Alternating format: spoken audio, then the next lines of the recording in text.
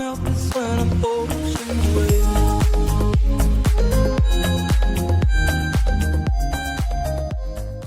Today on Nova Legends podcast, I have four great Wakefield high school players who played for the great Bob Veldran, coach who recently passed away after a long bout with cancer. Joining me today are Dr. Rudy Jackson, class of '84, who actually played basketball and football at Randolph-Macon. I got the legendary Joe Lowe, number 24, class of '87, who played at Longwood. I got Travis Spencer, who was on the team that beat Grant Hill in the regional final. And went to played Rhodes State in college. Yes, sir. And then I got the walking bucket himself, Kenny Staton, class of '97, played at Central Florida and also Montgomery Junior Community College. Guys, thanks for joining me. Welcome. Thank you for having us. Yeah. Sure. Well, Bob Veldran, it was a giant in Northern Virginia basketball. Wakefield is one of the most successful programs in the area. Wakefield's had great teams since back in the '50s when it was first opened. It was I believe the first integrated team to go to the state tournament of any area of the state. Bob Veldran took over there in 1971, I believe. He was a teacher in the building, I believe the JV coach, and he coached basketball there for more than 30 years. Won a regional final in 1990, as I talked about with Travis, beat Grant Hill in what many think is the greatest game in Northern Virginia history. Went to the state tournament twice, and also coached baseball for 15 years, and apparently was a heck of a baseball coach as well. Anyway, he's one of these guys you never forget. He had a distinctive coaching style on the bench. By the time I was refereeing, he was like a roly-poly figure over there. Very intense and just orchestrating the guys. But I just thought maybe we'd start, guys, by maybe going around and giving your kind of initial thoughts, or some of the first thing that came to your mind when you heard that Coach Veldran had passed this month. Who wants to go first? Yeah. Go ahead, Joe. Go ahead, Rudy. Go ahead. Yeah. When I talked to Coach last summer, and a couple of the players from my team had told me that, hey, Coach is not doing well. He's sick. His health is failing. And so we had a chance to really, have a really good conversation with Coach. And to be honest, it was hard to hear him because he was always so strong. He always had so much energy. His personality kind of led. And, when you see, whether it's people in your family, your friends, as they age, you feel a certain way about them.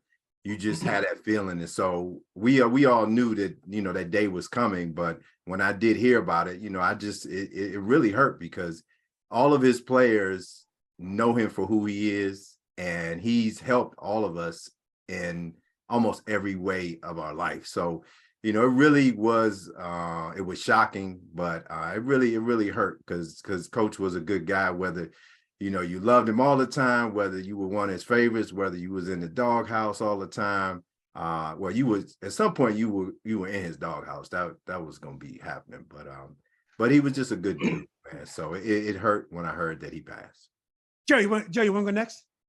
Oh yeah. The same thing with just to jump on what Rudy said. It's like I had talked to him. We talked like every couple months or so, and his daughter Katie had called me, told me, hey man, he would like to hear from you and stuff like that. So we talked a little bit more, but just to hear his voice, I'm used to having that loud screeching voice in my ear yelling at me, and it was just like sort of sad just to hear that he was soft spoken and and his health wasn't doing too well. So it was tough, but it's funny. I've been learning how to mourn better since life, and just for me. I found myself laughing and thinking about all the crazy things and all the fun I had in practice with him, so, and all the things he done for me, but it was sad. But then again, I was happy and proud that I got to meet him, that he came into my life, so, yeah, it's still be hard to see him go. I'm not gonna hear his voice anymore, but I'm still glad and happy that I got the chance to even spend any time with him at all, Yeah. Kenny, want to get in here? Yeah. I got a phone call from Katie. Mm-hmm. It was a text, actually. And what was so ironic about it was the day prior, I was at a restaurant with my wife, and this lady walked in, and I said, babe, that lady right there looks like Katherine Veldran. And I showed my wife a picture of Katherine Veldran, and she agreed. So the next morning, I got a text saying, hey, this is Katherine Veldran. Is this still Kenny's number? I said, there's no way this is Katherine Veldran. I just spoke you up. There's no way this is Katie, because she doesn't call me at all or text. And when I saw her text, I don't know, for some reason it still didn't click that I was on joke time. I was like, there's no way. And then she dropped it on me, and it hit me kind of hard, because I had been dealing with that. I was just dealing with losing a close friend. But to hear Coach had died, and the way she articulated it to me, saying that I was one of his favorites he coached, talent-wise, and she spoke so highly of me. It really touched me. Yeah. And so, like Joe Lowe, I started thinking of play hard, play smart, play together. That steak giving it the hot dog. I started hearing them in my voice, hearing them in my head. Yeah. And Hey, Kenny, so, Kenny, I read an article on the line today where he said with Kenny Staton, the valleys were very low, but the mountains were very high. Coach Veldran used to say, with Kenny Staton, you take the good with the bad. Take the good with the bad. But when he passed away, I had the opportunity to talk to a good friend of mine that played with him too, named John Garner, who coaches football at Wakefield. Yeah. And we talked about how our experiences were a lot different. I felt like he gave me so much rope to be free. He allowed me to be the player that I was. As you guys know, I was able to do some successful things offensively my senior year, and it wasn't for Coach Veldran, I wouldn't have known I had the ability, nor, coaches really focused on me, but Coach Veldran, the way he coached and the strategies he used to put together, it enabled me to come out in boxing ones, hitting 50 and 45. And I owe that all to Coach. He was a genius when it came to the X's and O's. And he will be missed, and he is definitely a legend. No question. Well, that's great, Kenny. Well, Travis, you were there for some of his greatest moments as a coach. That was incredible year, because I remember you guys had one of your teammates. I think their brother may have been on death row or something like. I remember there was some kind of drama going on that year. Was that Rayful boy? Anyway, I remember that year being some highs and lows as well, and you guys ended up having an incredible season. Absolutely. When I heard the word, Sydney called me and told me first, and then the guys that were seniors that year, we still keep in contact to this day. So we in a group chat. So Kenya had put the word out that Coach had passed away, and expressed how, what he was going through and everything. So when I heard it, I absolutely cried, and I thought about all the fun memories that we had, especially in practice, because those were some dog practices. I heard about Rudy, I heard about Joe. So then when I got, to his level, all I could hear was, "Loose ball! Come on! That's steak giving it the hamburger! What are you doing? That's too much glitter! What are you doing? Don't know what never should have shot like that. Oh my What are God. you doing?" And then, to hear his voice, because I can give a mean impression of Coach. And, I don't know if y'all know, but I do stand up. So recently I started implementing Coach into my stand up. So I called him when the Celtics had won, because the green and white kind of took me for a flashback. So I called him, right? And this is exactly how it went. I was like, "Hey, Miss Veldran, may I speak to Coach?" And he was like, "Hey, this is me." I was like, oh. I was waiting to hear that. Hey, skinny Minnie. And then he was like, well, Travis, you can do it better than me now. Go ahead and do it. So I gave him a couple of loose balls and I gave him the favorite, Louisville! Louisville, duck move! You have to duck move! We will go to our grave with Louisville and the duck move, bro. Duck No, move, yeah. Oh, man. Yeah. What are you doing?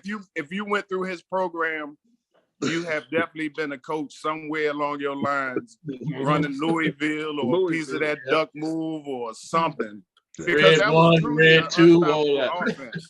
What'd you say, Joe? Well, I said red 1 and red 2 and all that stuff. Oh yeah. See, that's for the guards. See, that's what Joe Yeah. was like. Run, red one. Red one for Joe Lowe only. well, let's take a little step back, guys. Because one thing about Coach Veldran that I didn't know is that he was an athlete himself. Most coaches are, but he was a high school star at Teaneck High School in New Jersey, which is right near New York City. Played basketball and football for American University, class of '68, before he came to Wakefield. And so he was an athlete. You guys were talking about how you had your last conversations with him. As a coach, was he an easy guy to talk to? Now you got to remember, he was coaching a lot of African American players before that was something that was very typical.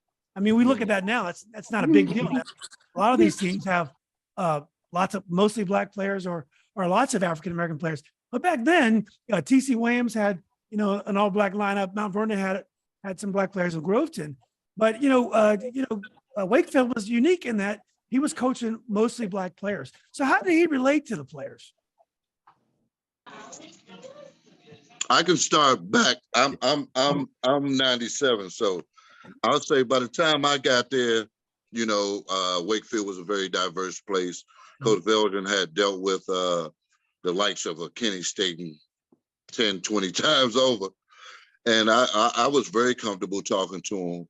I was a trouble kid and he dealt with me very sternly.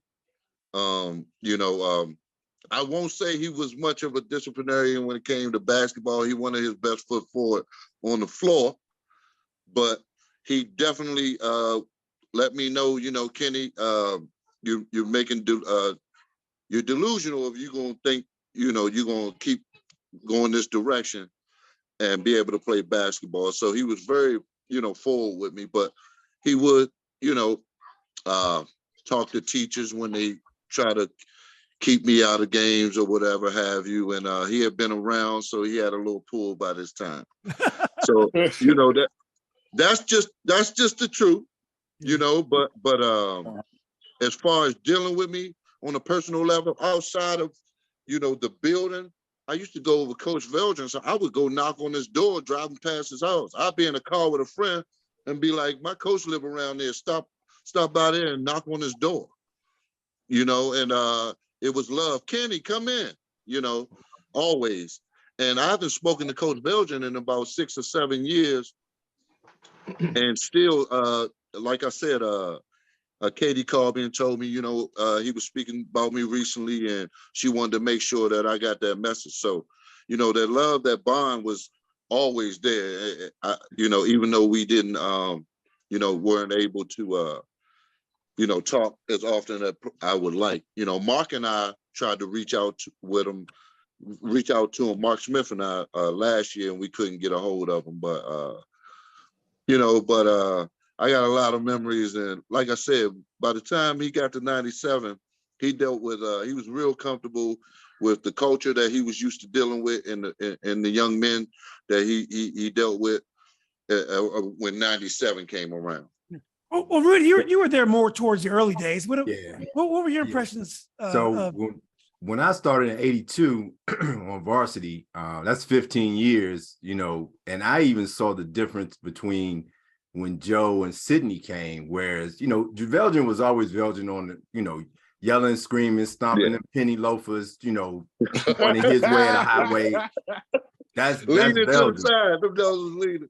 But I will say this though, that it did feel like there was, and we all products of our environment, and I really felt like there were times when there was some distance, and I think he really felt like he had to present a certain front, like I'm in charge and we're going to do it this way. And if you got to get one ball reversal and 3 passes or I'm going to pull you out. But I think over time he changed. And I think some of that too, it changed with the talent.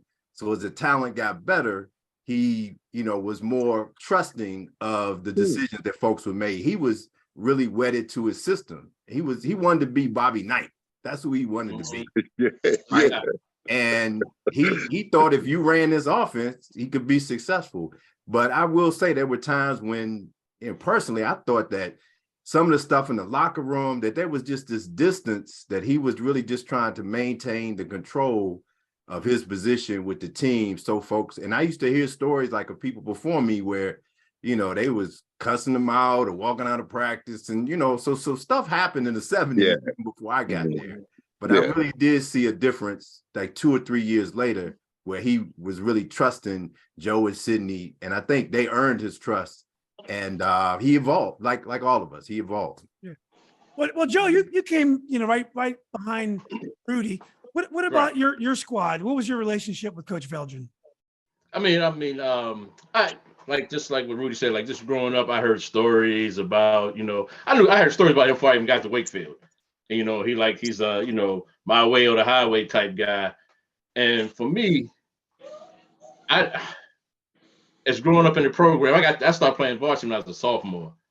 And I didn't even think the dude liked me. So, he was on me so much, but I wasn't really, all the way ready to be there at that time. And but he stuck with me. And but outside of like coaching mostly like African American players, I was all, in my mind before I got there, there was always some, oh man, you got to run this system. You got to run this system.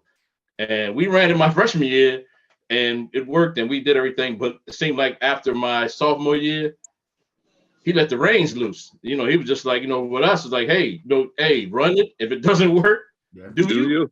Just go play basketball. And we ran a lot of motion. We run it. If it didn't work, motion. You start playing basketball.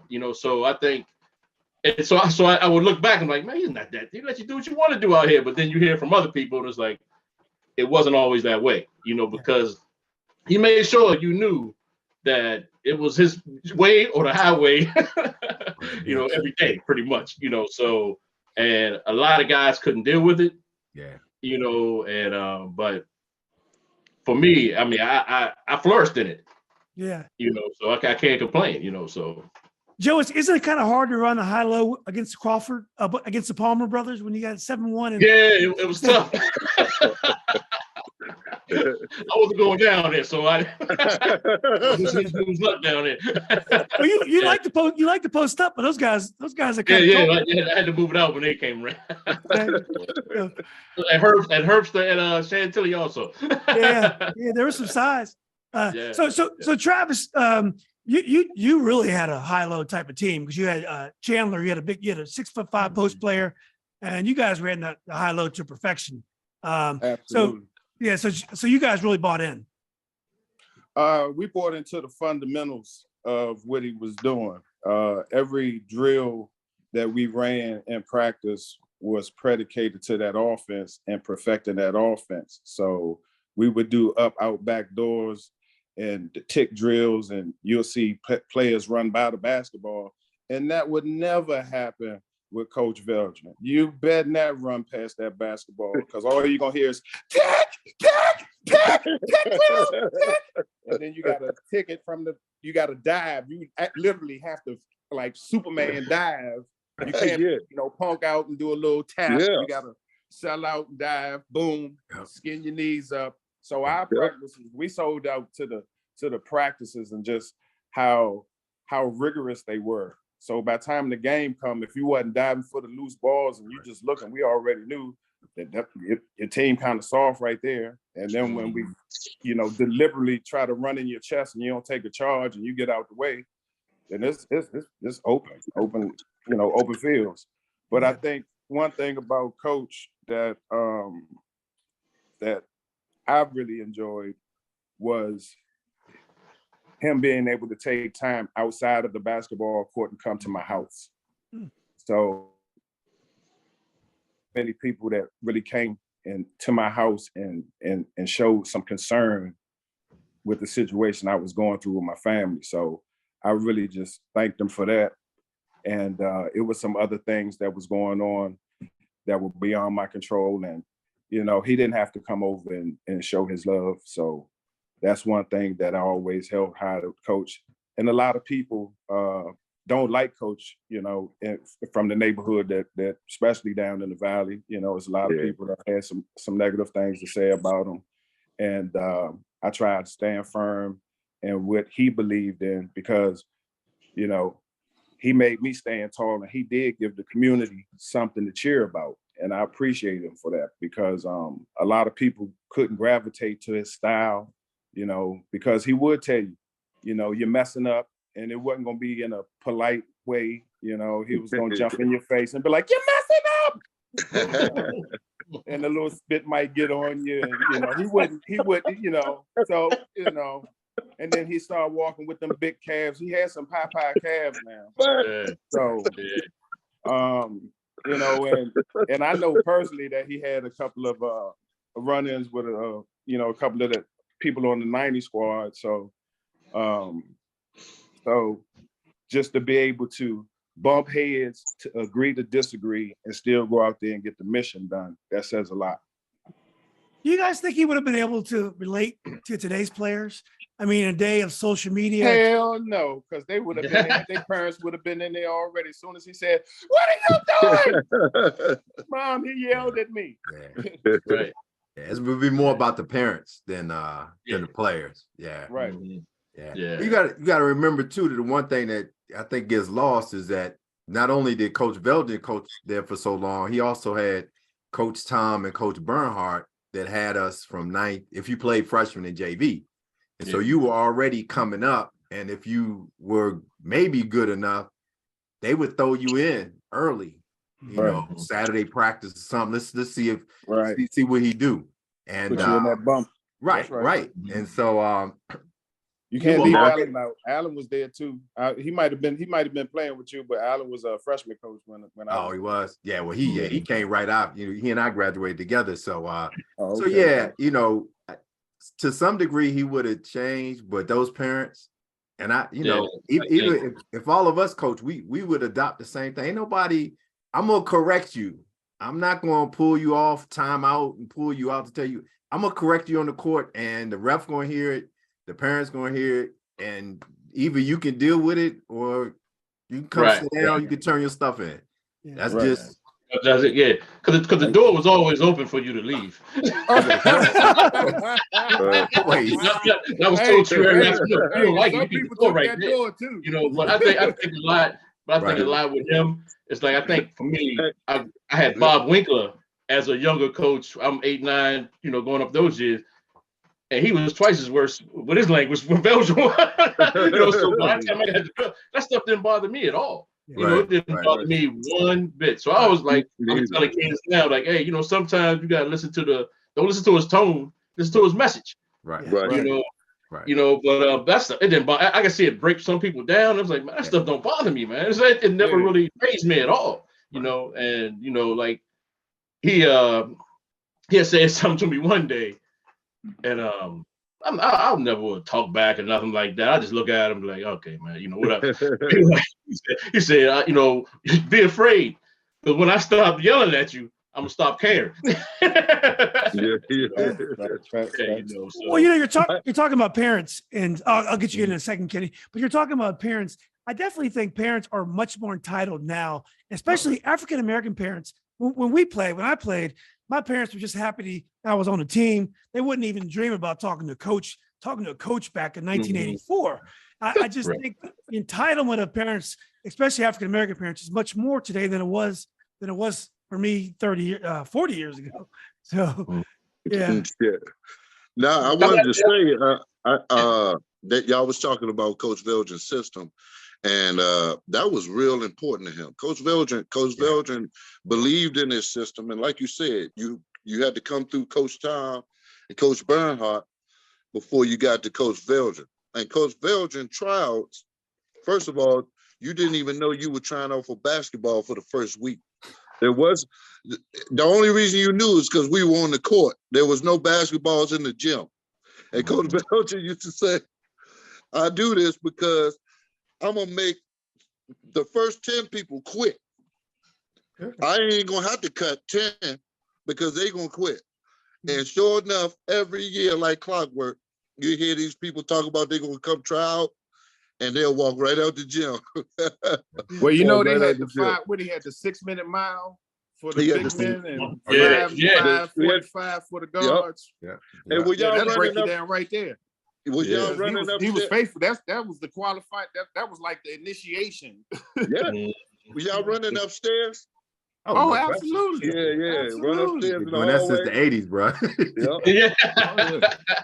Yeah. Oh, Yeah. and the notorious stairs. We had Yeah, them the stairs stairs, in the yeah. back. I used to hate that word. Hit the stairs. Hit the stairs, Yeah. y'all. So with that represented, if we mess up in practice or get a drill wrong, we had to run the stairs and touch everyone coming up, skip going down. But then we had the tip drill when we did it half court. Yeah. So we had a lot of conditioning, as Kenny said. And Yeah. sometimes we'd be in that tip drill. And sometimes, I don't know if you did it, Rudy, like, throw it off the backboard hard. Throw it off the backboard hard. Well, Travis, you guys It are didn't talking take about you how long. he yelled at you guys a lot. When things go well, would he, hug you and would he say, great job? Was he the kind of coach that when it was going well, he would, would be very complimentary, or was he always tough? Even when things were going well, he would kind of keep his distance and be tough. He would, you would see him smile then. Yeah. Good job, guys. Yeah. I'll say this. I'll tell you one moment I remember. I scored 50 points at Jeff Stuart, and he pulled me early so you can have the little applause. You know what I mean? When you have a great game. And he stopped me. I was going to walk right by him. And he stopped me and grabbed me by my waist and said, that was a great game, young man. Yeah. He stopped, you know what I mean? So yeah, he definitely would He gave you props. have little moments. But Coach Veldran was genuine. He wasn't going to say it because he was supposed to. You know what I'm saying? So that was a moment that he felt. And like I said, it stands out to me right now because he didn't do that. And I'd had great games before, but he obviously called pulled me. It was like a minute left, and he pulls me for the little applause thing, and he goes, "Great game." And so I think he would celebrate people for sure and celebrate with you. Yeah. Yeah. Yeah. Hey, I think to Travis' point, we knew when he was happy. Right. Yeah. Absolutely. Whether it was like a good win for the team or if you just got off. Yeah. Yeah. He wasn't going. Well, I ain't never seen him hug nobody, but Right. you could see that smile, and you could just see how he walked. He wouldn't have had a He walk. get on them toes extra then. Yeah. He walking like he's 12 feet tall, boy. He on them toes extra. Yeah. To Kenny's Hey, point, Charlie, that- I gotta And say I this. like his discipline. Like we had to. I don't know if Kenny he probably toned it down by this, but we had to wear the shirt and tie to get on the bus. No, tone what down? So I tried to sneak on there with a t-shirt and the coat buttoned up. And he said, "Wait a minute, Travis." He pulled it down. He said, "I'm gonna give you 15 minutes to go to Arlington and get a shirt." So Sydney took me up to Burlington. I went straight to Burlington, got the shirt, popped it straight out the package. I didn't even know about the pins in the shirt. So I get on the bus. I'm ooching and I like, shit. Damn. What in the world? And they said, "Man, did you take the pins out the shirt?" I was like, "Nah, it's fresh out the package." Classic. So we got a lot of he heard a lot of classical moments being made because on the bus, whether you win or lose, if you lost, you definitely wasn't talking. No. Right. Hey, Right. one time we got smashed up in a scrimmage up at South Lakes. It was just a scrimmage, so we on the bus and we on joke time. We Coach Veldran just sits up. You remember he used to sit in the front seat. He sits up and says, "Oh, it's funny." When we got to the school, he told our parents they could go home, and he sent us to the stairs after the scrimmage. Wow. At 8 o'clock that night because we was laughing on the bus. Yeah, that's a no. That's a no. Yeah, it You wasn't win, that we funny. in. Yeah, he hated to lose. Well, what about the method of play? You guys have all talked about his structure and kind of his rigid high-low offense that he liked to run. He wanted things a certain way. How do you think he would have adjusted to today's kind of wide open, kind of positionless game where there's a lot of 3-pointers? You think he would have been able to embrace today's game? You know, he's a competitor. He wants to win. Yeah, you could get the threes off in Louisville and BC and all those offenses he ran. Mhm. Yeah. And it was no On the early stopping break, it. It depended on who wanted to be aggressive. So if Joe was on the team and he wide open, shit, Joe, shoot that thing, man. You know, it was no reason why everybody couldn't get at least 10 to 15 points. You know, some people knew their roles. Let's just go get the rebounds, kick it out. I'm gonna come down here and hit this hard pick. This is my job right here to get this play off. And it was not anybody being selfish, you know. So that was one style. It was like Rudy articulated earlier, the 5 passes, 3 passes, got to make the defense rotate before you get a shot and swing it back if they doing this. So we believed in working the defense. If you're gonna D us up, we gonna make you work. And then when that shot go up, we're gonna get that thing out and we're gonna run. Because all Wakefield know is run. We can get that ball out and go. Yep.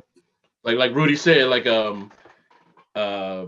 he let the reins up like with me, and like when I saw Travis and Kenya and Rayfield play, I was like, man, I didn't even think they was running offense. I think it's out there just playing ball. We have Lacey Woods somewhere. He's had great athletes, he had ballers out there, you know. So I was like sitting back, like, man, let them do anything they want out there. Right. You know? I think as him being a competitor and like the talent, I think he could change with the talent. You know, so if he got people that can shoot, I think he would. As being a coach, I think he would. Cause I think he did it a lot with us. With my team, is like we played a style. It was still, you know, Louisville and press and all that stuff. But I think he changed up little things just for our talent on our team. So I'm sure he could have done the same things now. Yeah. I actually want to clear up what I think is a bad rumor. The question is, would he be able to conform? I think Coach Veldran his body of work was nothing but conforming. From Joe Lowe to Dr. Rudy telling us that from what he heard from the 70s, and then watching Joe Lowe, Travis and them running people out the gym, Mark Smith having the green light, do what you do from your freshman year to his senior year. Wow. See, he had Mark as a freshman. Okay. Yeah, that was a no-go back in the day. That was actually what happened in Dr. Rudy's day. Nah. Freshman playing basketball. Yeah. It had to be Lou Alcindor. now I will say that, and I think all y'all know Richard Ruffin. I think Richard played 4 years varsity. Yeah, I think at least 3. I know Allen played 3. Yeah, but yeah, you had to be a supreme talent. Yeah, and like you say, game recognized game, and I agree with you 100%, Kenny. He evolved, and he would have used his talent, and but yeah, it's we saw him grow, man. Yeah. So Rudy, when you come back and watch games, you know, over the next 10, 15 years after you graduated, did you see change in Wakefield and Coach Veldran when you'd come back and watch? Coming for me? Yeah. When you Yeah. So I started coming back because my closest cousin, Jackie Moore, was at WNL. So he was 4 years behind me. So I was coming back to see Jackie in his junior and senior year watching WNL and Wakefield and seeing, like you say, the freedom that Joe and them had. And then once it came to Travis and Ray and Sydney, it was like, I was like, something must have happened. I thought he may have a heart attack or something. He must have had a pacemaker in or something. I was like, dude, I would have loved that. But he evolved. Just like, if you had taken my course in my second year, you would have seen something totally different in year 6. And that's, 15 years he grew. And he knew that if I'm going to be successful, I got to work with these cats. Because the one thing I will say is that if we were to say he was a little more restrictive or rigid, there were some cats that didn't play either because they got cut or they knew they wasn't going to play. that didn't come through the program, and we kind of missed out. And so there were some dudes that were athletes, that were football players that could have played.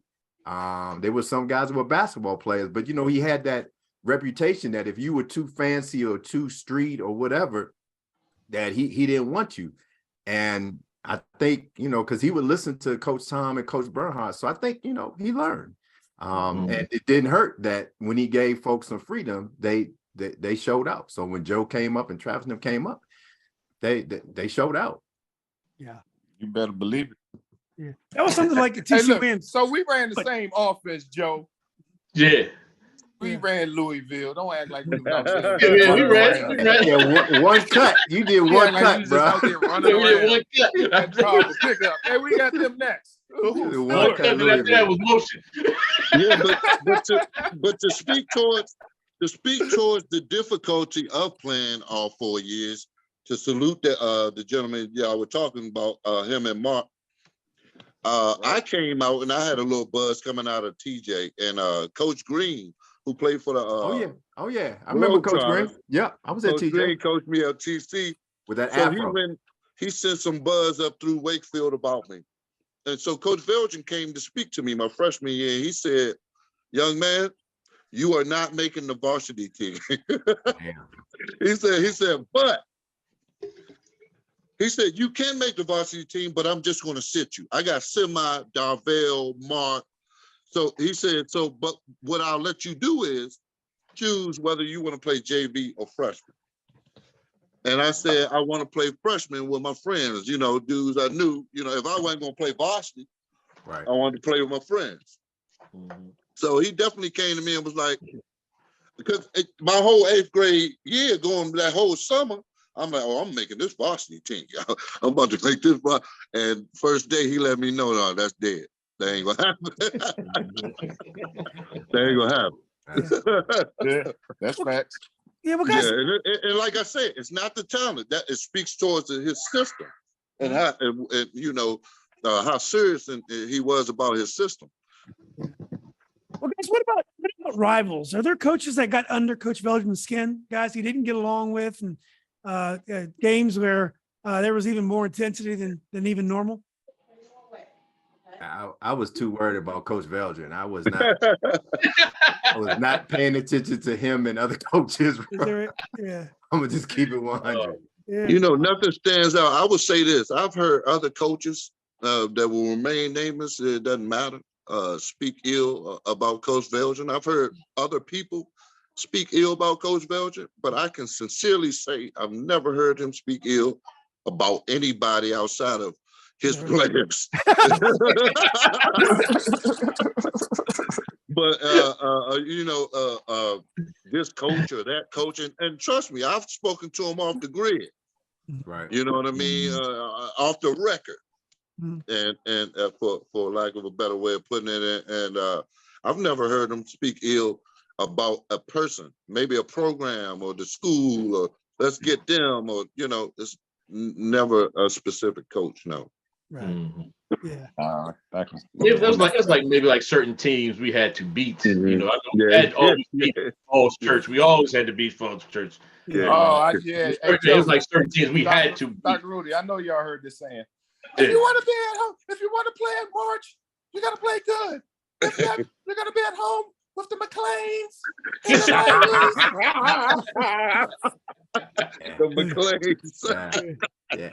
Now, I think for all of us, though, the districts hadn't changed. They changed. I don't know, Kenny, they may have changed by the time you came along, but like in Arlington, and I know it changes with years, but there really, for our years, there really wasn't a lot of competition against W&L and Yorktown. I know they changed later on. And, Bishop Ireton and O'Connell, the privates, they weren't a thing. But really, TC was really the quote unquote rival, even though we didn't play them all the time. But it was just because it was Alexandria and Arlington for us. And that was the big game for us. That was always a big game right there, the TC game. Yeah. I mean, right down the road. They didn't have our years. So I can only imagine. Y'all smoked? Oh, okay. No, we didn't play them. You didn't play them? No. Well, Travis, one of the biggest, seasons. One of the greatest seasons in Northern Virginia history was the year Wakefield made a run to state. You beat Grant Hill in the regional finals. You got to the state semifinals, and you had a 13-point. I hate to rub this in, but you had a 13 Oh, no, you good. You good. Yeah, third go ahead. at the end of the third quarter, and you guys did not score in the fourth quarter, and you lost to the eventual state champion Bayside. That was just an incredible season. Tell us a little bit about that season. It was magical. The first day, the reporters came in.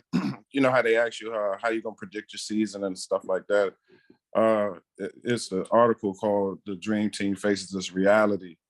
I knew right off the rip that we was gonna get to the States. I just wish I would have detailed it a little bit more and said we were gonna win the States. So we accomplished the goal getting to the States, and we knew what we had to do and the teams we had to beat to get to the regional championship. So we were kind of lining up that we were going to face South Lakes. Coach did a great job of preparing us with scrimmages through the summer league. So once we played them throughout the summer league, their excuse was, well, Grant's at 5-star. Like, so? What that mean? So, and that's the attitude we had. So when we faced them in the regionals, it was like, well, fellas, we already wrote our ticket to the States because the championship teams automatically qualify for the States. So that was a goal checked off for us. Mm-hmm. And then when we actually played them, Coach did a hell of a job putting a plan together to run a 22 tight and wide to distract them and did not, and so they wouldn't know it was the delay game during the crucial moment that was still maybe like 3 minutes to get you down to maybe like a minute and 30 something. So he put that in at the right time there. So that's how we were able to steal that game from them. And then when we get down to the States, we beat the brakes off of the first team. Franklin County. Franklin County. And we get down to the state, to that game with Bayside, and we get to the third quarter and we riding high. And then he wants to run a delay game. And I'm like, no, we ain't doing that. So we did score a bucket. So, but he called the timeout and was like, jumped in my shit and was like, you're not the coach and you don't be calling no timeout. And I was like, Coach, we need to run this, keep Louisville running. So he ran 22 wide. So we ran 22 wide. He wanted to run it. So it gave away the momentum. They came back, tied it up. We went to overtime and, we only scored 1 point in overtime. It was only 2 points scored or 3 points scored in overtime. So it was a defensive game. So it just was a magical run. We kind of knew we had the talent. Like when we first got to high school and we looked around and was like, okay, we got Kenya from Kenmore and Chris, myself, and Rayfield came from TJ. And then we saw Travis Tall and we was like, okay, we got Travis over there. All right, we might be cooking with grease. So we were all getting recruited by Episcopal in some form or fashion. And me personally, I couldn't pass the test. I ain't gonna lie. So by default, I went back to Wakefield and just made it a magical moment, man. As you see, I still got my coat. It still fit. So when they mentioned that we beat Grant Hill and them, and that's how a lot of people remember that. And that team was so much filled with so much talent, man. You had Theron and all the guys that, that I still keep in contact with this day, Had and all those guys. And South Lakes is a powerhouse school anyway. Yeah. Once Rob graduated, because Rob was the staple, Rob was giving you that work. So once he graduated, I was like, phew.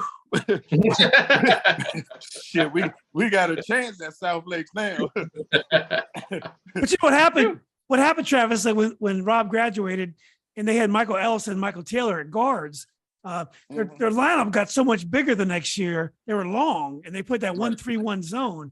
And you guys were the only team that could really attack that 1-3-1 zone. You guys could throw over it, and you could shoot the baseline jumpers. Yeah, that was that was by design. Once again, Coach strategically knew the personnel and put us in those positions. And also, he did a magnificent job of game planning against those guys. So we would switch up the defenses to make it look like it was this, and we would say one thing, but we were really in something else because, you know, we would disguise it. So the coaching staff really did an awesome job that year as far as gravitating towards the talent and just letting us run. Anyone who was at that game with Bayside when you lost will never forget the Bayside crowd. Anyone who was there, their crowd was absolutely insane. They sang songs the whole game long. They said the Bayside, woo, woo. But you know what I'm mad at? That we got our own damn song, and they ain't saying that one Wakefield stomp. It was like, you know, we got the original song. So my whole thing was, you know, if I felt like the pressure, like people went down there to see us lose, and it's almost like he's gonna call the delay game, he's gonna do this, he's gonna do that. It was almost like the shit was premeditated, man, and we was just out there in the matrix and shit. And people was like, "See, I told you, that's what it is. They always call it the delay game." And so we was like, "Damn!" And then they looked at me and was like, "Well, Trash called that shit off," you know. And then he went right back to it. So, you know. If he would have did it maybe like he strategically did it against South Lakes, yeah. But I think he was excited and he wanted to get, you know, that was to get a couple of different players off. It was mainly to get Kenya off, and they were sagging back. So Louisville was more like everybody. So I'm not throwing Kenya under the bus, but it was designed to get him off, and they were sagging back. So by the time we kept rerunning it, you know, a turn over here, a turn over there, and the lead cut down to one and then tied up. And everybody like, the whole couldn't nobody breathe. Everybody was nervous. So I just think it was a magical run. And I think everybody really know who was the powerhouse team that should have won it, that didn't win it, you know. So I was happy. Yeah, I was just happy to be a part of it, man, because I already knew. I had already said we were going to state. So, no, you did Northern Virginia proud. But Joe, a couple of years earlier, you must have had some fantastic rivalries against Jackie Moore, who Dr. Rudy's cousin, and then the Palmer brothers. And then they had Warren Doles. Yep. So talk a little bit about those WNL Wakefield rivalries when you were there.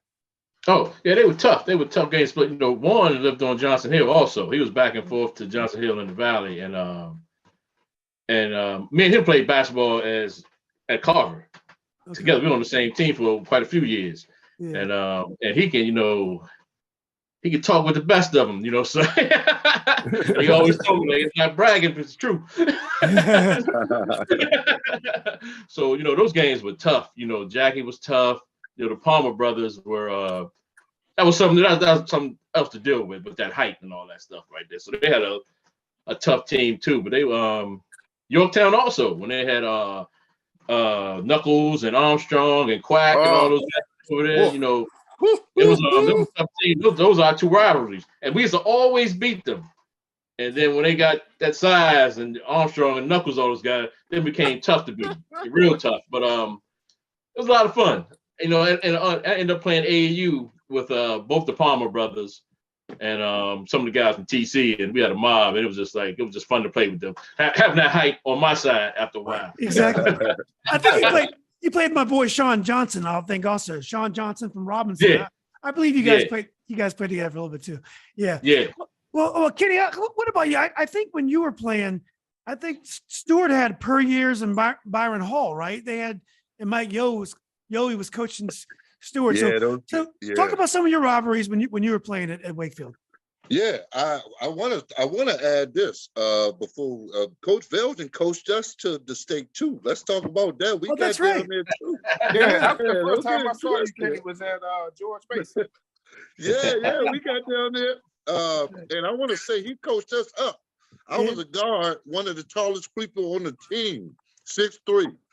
When we went down state, lost to the state champions that year in GW Danville. Yeah, they were Yeah, good. so They were good. yeah, so Coach Veldran coached us up something serious that year. But oh yeah, Stuart actually won the region, beat us that year. Byron Hall snapped on us, went Yeah. for 49 at George Mason. I mean, absolutely lost his mind. Yeah. And that's why I gave him 50 at the following year. I actually, it's funny. He won the regional tournament that year. We still got our ticket down the state though. Yeah. He wins the regional tournament. I end his high school career with a 50-point night the next year. That's He crazy. dapped me up and said, "You owe me, did I said, "Yeah, I Yeah. was laying on you." Yeah. But Coach Veldran coached us up, man. My junior year, I was a guard, 6'3". My center was my height. Me, Dalvell, Denard. I'm sorry, not Dalvell. Denard, Alvar Cox, Rashad Jackson, Yeah. Ricky Diggs. You know what I mean, and myself, and we was just bucket getters, man. We hung out together. We balled at Carver together. You know what I mean? We hooped everywhere together. So, and Coach Veldran knew that about us. We were real close. And so that also speaks towards the rank, you know, how he loosened up by the time he got to us, man. He understood that, you know, we had a chemistry that we brought from our friendship. You know what I mean? Not just playing at Wakefield. I mean, we fought together in the street. You know what I mean? So it's something different, you know? So, yeah, he coached us up. We made it downstate my junior year and my senior year. He just said, Kenny, he used to say this all the time if I passed the ball. That's steak giving it the hot dog. Yeah. Hey, Dr. Jackson, question. Yeah. Did he have the floor plan, you know, the day before the game? I think this is underrated that he used to do, but it panned out to be pivotal. The day before, like if we had a Tuesday game, that Monday you go ahead and get the practice plan and run over what the next team doing, and Oh yeah. and then Coach, hey, you're scared in practice. Okay, they're gonna get Crawford Palmer down here on this block. And if you don't take the charge, Crawford's gonna dunk on you, and the crowd's gonna go crazy, and you don't want to look stupid, do you? Hey, Coach was scouting by Yeah, 83, so scouting, 84. and then by He was time- scouting, by or time he the was game sending happened- Coach Tom or Bernhardt. Somebody was scouting, Right. and they were sharing tapes. I remember talking about, you know, running, you know, we're looking at film and all that stuff. So yeah, he was on it. I mean, that's the one thing we can say. I don't ever remember us getting out coached. Right. Never. Right. Never Always that. prepared. Always prepared. Right.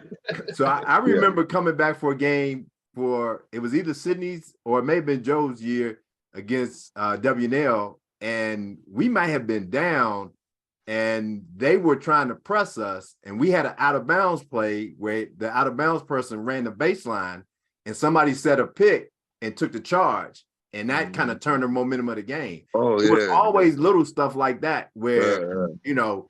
So Yeah, that was Jackie's fifth foul too. I think yeah, he was mad. Yeah, set him up.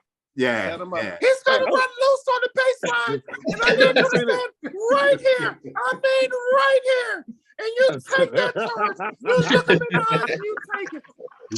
Yes. Rudy, so Rudy, Shut up. I believe, Rudy, that you guys went to regionals as well, because I think you played it. You and Alan didn't get to regional. No, we didn't get So I think it was Alan played 3 years. I played 2 years. I think my JV year when Alan was a 10th grader, I think that team went to regionals with Ricky Greskowitz and I think Anton Jacobs and D. Peterson and all those guys. Stephon Jeffries was, you know, coming up in that group. So they were loaded, and then they went to regionals. But my 2 years, that Alan and I were juniors and seniors, we didn't make it to regionals in those 2 years. Rudy, who were your big rivals back then? Were you guys against Jefferson and Curvin Dennis? Or Curvin was a nightmare. So we had to deal with Curvin on the football field in October, with him being a tight end. Wow. And then him coming out with what was that cat's name? Dennis Mitchell. It was another linebacker that they had, and then Chantilly had what Crudup or so it was they had everybody had a nice squad, but I think our senior year, Falls Church, everybody just had one person. Falls Church and Fairfax had one good player. JJ Brooks for Falls Church, right? JJ Brooks, and actually, JJ Brooks was a monster. But yeah, so it kind of varied. You know, Falls Church was stronger my junior year than my senior year. But yeah, Jeb Stewart came really strong our senior year, and we lost on last second shot to Chantilly to knock us out. So yeah, but yeah, talking about having undersized big men, some of the teams later on, like coming back and watching, the team with Alex Irma and those guys where they had a 6'7" player, our starting center was 6'1". We had a guy that was, like a tall guard, or, so, and that's the thing. He made do with what he had. And we still were always competitive. We were going to come hard. And if we had some good guard play, we were going to be tough. So yeah, and for all of us who went on their plate, Did Coach Veldran coach Irma? He didn't coach Irma though, did he? 1 year. I think Tony was there then, wasn't he? Oh, he had a 1 year? 1 year. I think he did it freshman year. Because it was Irma, Kenny James, who was the low post player, like 6'5", that was jumping out the gym. Dark skinned youngin they had. Yeah, they were nice. They were decent. Yeah. They were real decent. Yeah. That was a They good had team. Crawley and they had Crawley. Crawley was out there. Yeah, that's right. Yeah, Crawley, yeah. Hey, now my guy on that squad was George. Young George. What's his last? Johnson. Johnson. Oh man, lights out shooter. Lights out. Yeah. Yeah. So it sounded like when you think about Wakefield basketball, and Coach Bentley's done a great job the last 20 years, but it really sounds like Coach Veldran was really part of the culture. I mean, the jokes you guys tell, the discipline he instilled, it sounds like a lot of things that Wakefield did revolved around Coach Veldran. His spirit will always be attached to Wakefield. He's a legend there. I'm not saying this is ending, but before this, God, I just want to add, Mr. Brown, thank you for doing this. Oh, you're welcome. Coach Veldran deserves this and so much more. He did so much more for me in those things that those sayings and hearing Travis with that high pitch, God damn it, get it! I can hear him. What are you doing? Yeah. You gonna wake up hearing that voice. Right. Oh yeah. Yeah. Oh yeah. Man, that was his thing. And that was his thing. He hit me with the goddamn it, Kenny. I'm gonna take that. I'm gonna take a lot of what he taught me to the grave, man. I implement basketball. I didn't do anything in my life. I don't think better than I did basketball. So I implement a lot of my teachings in basketball in my life, and when I'm raising my boys. So, and a lot of that comes from Coach Veldran, and the principles and morals that he was very serious about. When we stepped on the court and practice, we gee ha ha he ha ha, and when he came out that room with that board on a Saturday practice, sweating from drinking last night, it was time. It was showtime. It was showtime. It was time to run these drills. Oh yeah, he come out that office with that paper tucked in that waist, on his toes with them socks pulled all the way up to them thick calves, and that gym sweltering hot, sweating something about I can't breathe. That's good. That's good. That's good. Hey, he said scrimmaging was for pretty boys. Yeah. I thought it'd be nice to go around also and maybe end with talk about what Veldran leaves you with. Like what's your strongest memory of him? And for me, in the late 70s, early 80s, it was widely seen when you coached the city kids, you had to do it like TC Williams. You had to kind of let the kids play. You had to sit back in the 2-3 zone. And the thing that I learned from watching Veldran, and I refereed his games later on, he had very high expectations of the kids that he coached. He didn't coach those kids any different than he would coach if he was coaching a bunch of suburban kids, with every advantage, parental advantage possible. He really had high expectations for the kids that he coached. And I really was impressed by that. And I really thought he coached the Wakefield kids like these kids can do anything. And I thought the kids really, exceeded expectations. A lot of because of what Veldran instilled in the kids. So, Julian, I'd love to piggyback on that because it's so funny when people say, city kids like Arlington. I mean, I don't know anybody in Arlington would consider themselves a city kid. To me, especially don't go over in DC talking about exactly. or something like that. I mean, I can look out, my dad's house on 12th Street and look right across, 395 to 14th Street Bridge and see the Washington Monument, but I never considered myself a city kid. Right. But it's ironic because Veldran would look at some of us and look at our friends and they would look at them and like, you a little too street. And for whatever reason, he didn't look at me like that. But I then went to college and had a college coach that looked at me as too street, and the other thing I think that's really important, like all of us who play college ball, there was not a day in a college practice that I did not feel prepared. Right. Now, I may have got my behind drug, I may have lost some battles, but mentally or instinctively, because of everything we did, we were ready.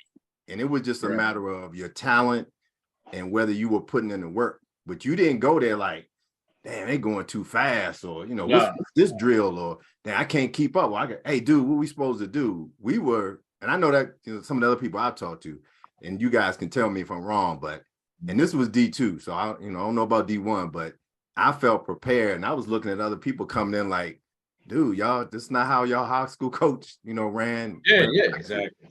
But so to your point, Julian, hold on for a second, Rudy, before you. As a Fairfax guy at Robinson, we go to the Valley, go to Star Barbershop, get our hair cut. We thought we're going to the city. Wow. So you sit down and Ronnie say, you next. Yeah, you got to make sure you got Ronnie, because if you got Crawley, you may walk out of there looking a little bit. Yeah, you ain't coming back. Right. That's a good point. I mean, everything is relative, man. That's right. Hey, a history fact: Arlington was considered DC at one point. Yeah, So, well, you got to. Well, Pat, I interviewed Pat Toomey. He played for the Dallas Cowboys, and Edison played for Edison back in the '60s. And Edison was in the country back in the '60s. Sure. And when Washington, Lee, Yorktown, and Wakefield were city schools, not only because they were just so much bigger than the suburban schools. Wow. So we had a different look at the Arlington schools. Yes, everything is relative, man. TC was in our district. I mean, we were intimidated by TC Williams. They beat us. I mean, they were 8 for 8 against us when I was in Now they had more than that because George Washington and Hammond both beat us twice. But yeah. Wow. But, anyway, who's next? You want to go, Kenny? Joe? Yeah, just to jump on, just about the I was pretty much the same way like Rudy was when I first went to college. I walked in the gym. I thought I was the toughest dude in there already. Off the break. Might not be the most talented, but you want to know tough, and I got that from playing basketball for Wakefield. He was them practices were tough, and he pushed you. Yeah. People lost teeth, coming out there with scars and fingers, and practice was tough.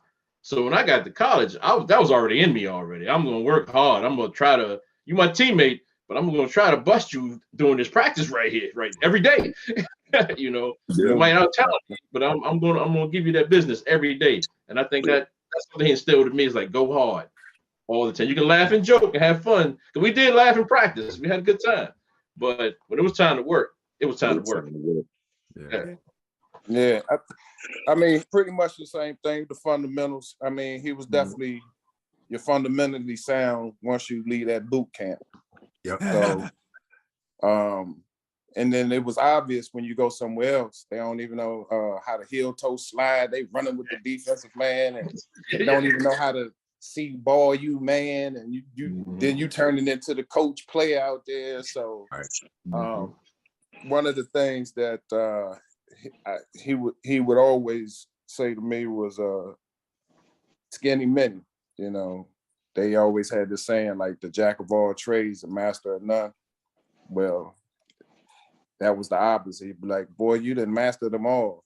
So that's why he used to call me skinny mini. So he always told me this, you know, despite what's going on in your family life, you your own person and let your light shine. So I took that to heart. He came to the house and told me that personally. And he said, you could pretty much write your own ticket, Travis. So I took that to heart because I didn't think I would even get a scholarship anywhere. So just to let alone to actually get a scholarship somewhere and actually play and call your high school coach and be like, hey, coach, I'm in college. And he'd be like, hey, man, congratulations. I knew you could do it. I knew you could do it, skinny mini. You wasn't in the special ed classes for nothing. You crazy. Yeah, I see you learned something. So to be able to say, you know, it's only associates, but you know, I was able to get that, and that was one of my proudest moments. And he was the first person I called when I received my degree. And you know, coach, he was like, hey, you know, that deserves a celebration, Travis. Come on over to the house. That's cool. Yeah, so, you know, coach was definitely down to earth. He had an exterior shell that, you know, that was very intimidating to a lot of people. But once you actually got in there, you actually enjoyed the practices, like Joe said. And it was basically, he would say, if you cheat the drill, you cheat yourself. So it'd be the little things to keep you detailed. So when we do an up, out, back door, you know, he wants you to go exactly up, out, back door. And you can't do it your way when it ran that way. Because when you do the offensive drill and then you incorporate it with the other drills, that's your offense right there. So, and then by the time the game hit and they give you that raggedy defense with the half, you know, you got, that's why I say it's impossible to stop it, because you could get the three off if you wanted it. And if you had a big man, like if you had a Shaquille O'Neal down there, that offense would be totally unstoppable, because, you know, especially AD, you know, he could shoot the three and he could take it down low. So, and if you had a versatile 4 or 5 that could step out, which I was able to do, it'd loosen it up even that much further. And then you got the Joe and a Kenny and a Rudy that's standing around, you know, on the R2 and the R1s and stuff like that. You know, Joe gonna get that mid-range. And Joe was the most, Joe was coach's favorite. I heard you would always hear Joe Lowe. He probably mentioned Joe Lowe when Dr. Jackson was there. You know, before he got there, right. Joe Lowe. He's coming. Wait till he get to Wakefield. Man, if you talk to Coach Veldran, he gonna mention the Joe Lowe. He gonna slide. Oh yeah, he talked Joe Lowe in '97, brother. If you don't know Joe name, if you never met him, you definitely heard his name. Joe Lowe. If you're never gonna be a Joe Lowe. That's right. This man had 15,000 points in one season. Nah. You know, Joe the only guy that had the whole community, 5 communities on his back. He had Johnson Hill loving him, the Green Valley loved him, Horse Hill loved him. You know, you couldn't go nowhere and want to harm Joe because about 50 people was going jump on you. So our community was tight, and if they loved you, you know, and that's one of the things, if they loved you, and coach provided such a professional demeanor as far as like when you went out on that court, you already knew your warm-up drills, what you're going to do, and you better not be looking at the crowd. So when we went in there, it was like we was like lions ready to just get out there and do whatever we had to do to win that game. And then when the tip ball jump up, You know, the less you hear of him, it ain't good.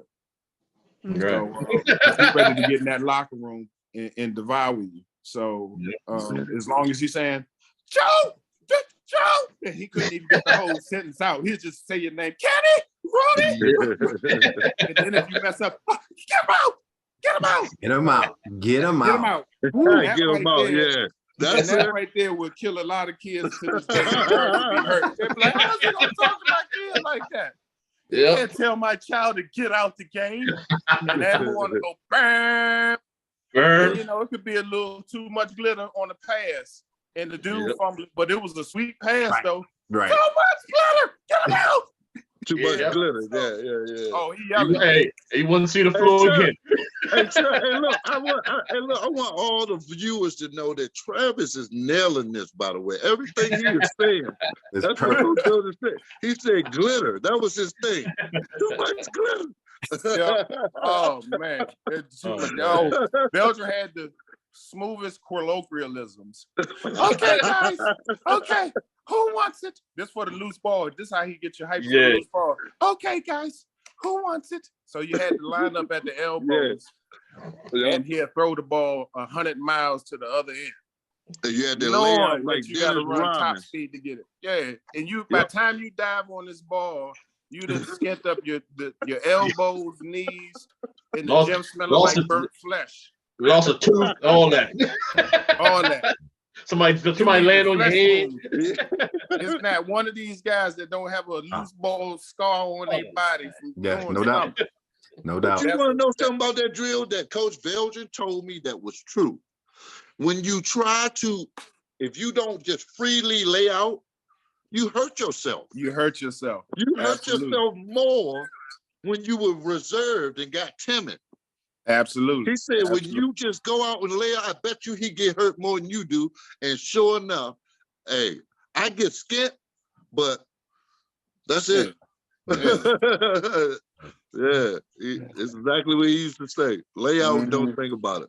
Yep. And don't let us get back. Okay, guys. All right. You want to be funny, hey? Go to the stairs. And I want you to count them out too. Yeah. All the way And up, Julian, all the way down. I don't know how other coaches did it, but you can tell, man. He just had a way of doing practice. He had his. He was authentic. It goes like what Kenny said. He was authentic, and so you see all these different eras are telling you the same stories. He's not changing for the times of the parents, and so I think that's what makes our bond even more, because we know what y'all went through, whether it was an 80s team, a 90s team. It just carries us forward, because I think the other part of it is that we all have high expectations for ourselves, for our kids. If we coach, I know if we all were coaching in the summer league, we would all be probably yelling on the sidelines to a certain degree. We would always be expecting somebody gonna say, get on the floor if it's a loose ball. And if you're not on the floor, it's a part of us. I don't think we can get rid of it if we wanted to. And I'm glad to have it. That success doesn't happen. It doesn't happen by mistake. You don't have that kind of success for so many years just because you got some good ball players. Right. And that takes leadership, inspiration. It takes good ball players too, but that's just not luck. Right. It just shows you what kind of leader and what kind of inspiration he was. Absolutely. No. And he also had excellent assistant coaches, man. Those guys, Don and those guys, Bernhardt, those guys were awesome. And you can't forget Coop. We had one of the best trainers. Like that whole program at that time was just a thumbs up program, as far as from the athletic trainer to the AD to the principal. It was just a lot of love permeated through there. And they just wanted you to do good. All right, you got some stuff going on. Even the resource officers, they was like, hey, we heard some stuff over here. Let's tighten it up. Let's do this. Let's do that. So it was a group effort to make sure that if you wore that jersey, that they wasn't gonna give you no extra treatment. Like they would look out for you to make sure that you wasn't doing nothing bad or you with the wrong crowd, because it was very easy to be with your neighbor or somebody you grew up with, and they'd be like, because they can be in a totally different lifestyle, but that's your friend. And you just can't be like, all right, so that's one of the things we had to check that at the door. So when we came into the gym, we wasn't able to come through the front door. We had to come up through the back. You carry your ass through that front, there's going to be some consequences and repercussions.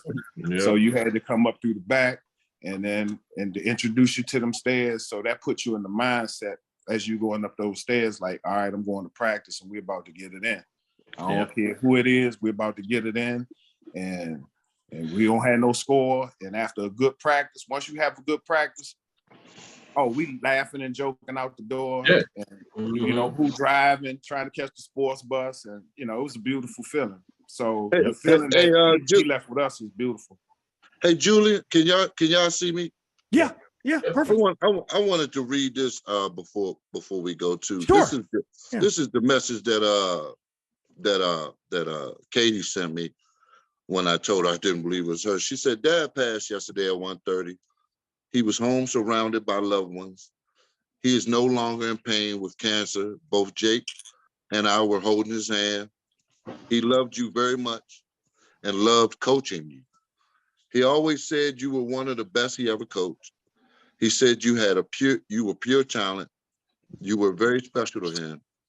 He loved your presence on the court. Most of all, he loved you. He's now in heaven somewhere playing ball. Please keep in touch. And that's the message I got, man. And it was I broke down, you know what I mean? And we all played this game and we gave it, whether we were young, we didn't know we were giving it as much of ourselves as we were.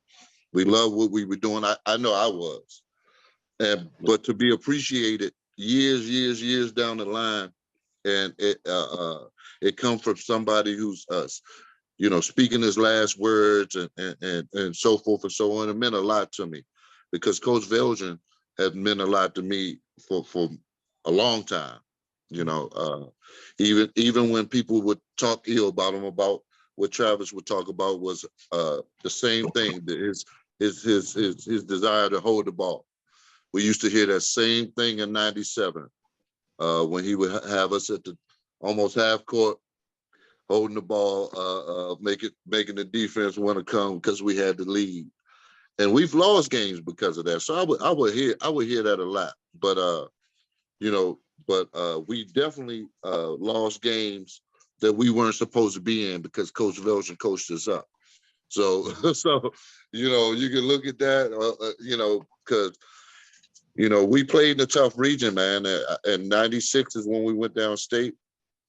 Potomac was around. Them young boys with Roland Roberts and Mookie and all them dudes was up there. And so it was talent around.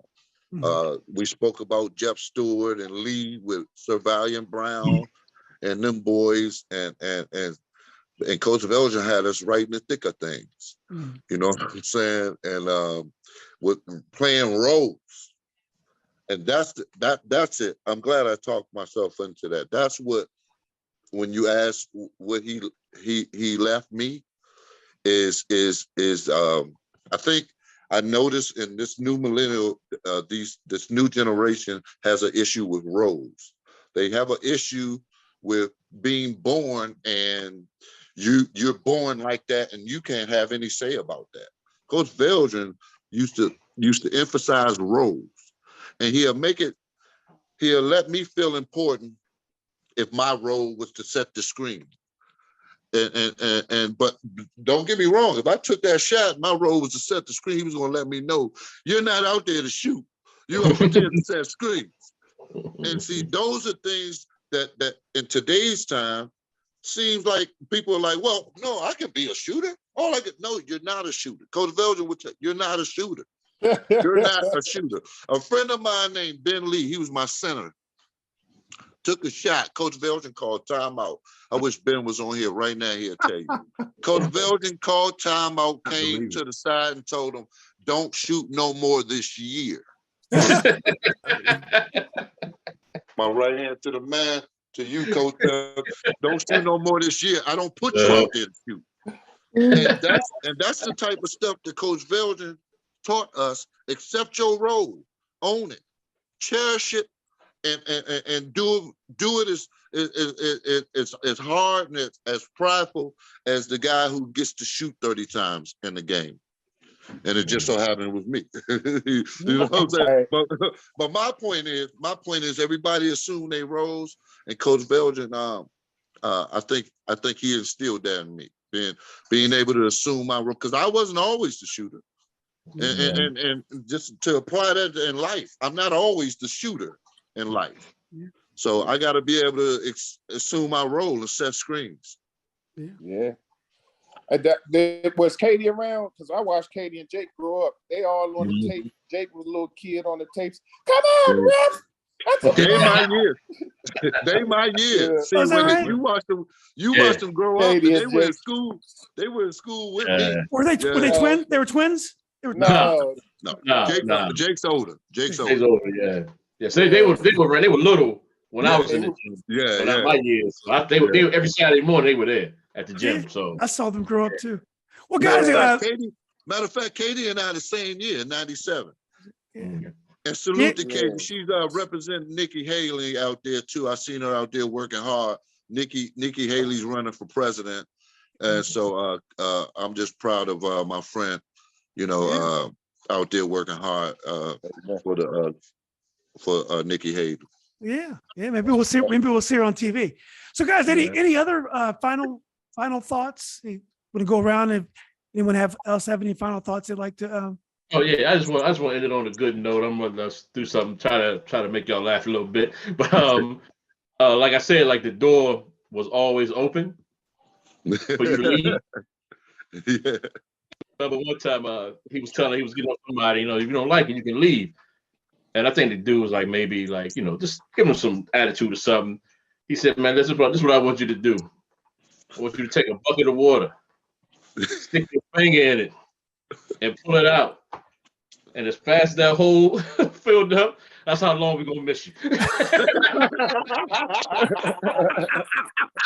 I looked and said, yeah, man.